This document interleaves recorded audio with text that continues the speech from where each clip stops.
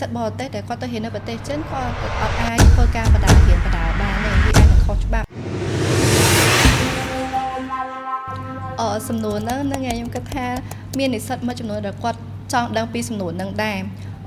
នៅប្រទេសចិននិស្សិតបរទេសដែលគាត់ទៅហ៊ាននៅប្រទេសចិនគាត់អត់អាចធ្វើការបដាហ៊ានបដាបានទេវាអាចនឹងខុសច្បាប់ព្រោះដោយសារយើងទៅគឺយើងកាន់វីសារៀនអញ្ចឹងយើងអាចបានតែរៀនទេប៉ុន្តែយើងអាចបដូរពាក្យពីថាធ្វើការទៅជាចុះកម្មសិក្សាវិញ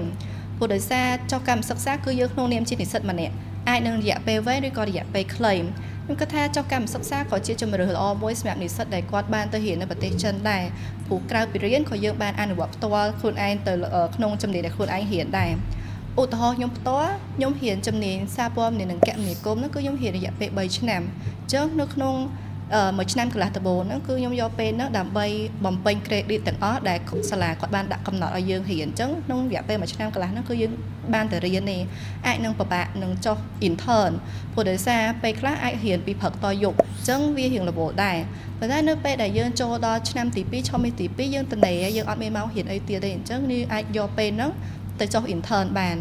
ហើយនៅមួយឆ្នាំចុងក្រោយបើយើងចាប់ដើមសរសេរនិក្ខេតុបទដែលយើងហៅថាសាណាយើងនឹងថ្ងៃហើយបច្ចុប្បន្នហ្នឹងខ្ញុំក៏បានចុះ intern នៅក្នុងស្ថាប័នមួយកន្លែងនៅក្នុងប្រទេសកម្ពុជាដែលទាមទារឲ្យយើងមាននៅចំណេះជំនាញក្នុងការសរសេរព័ត៌មាននិងប្រព័ន្ធ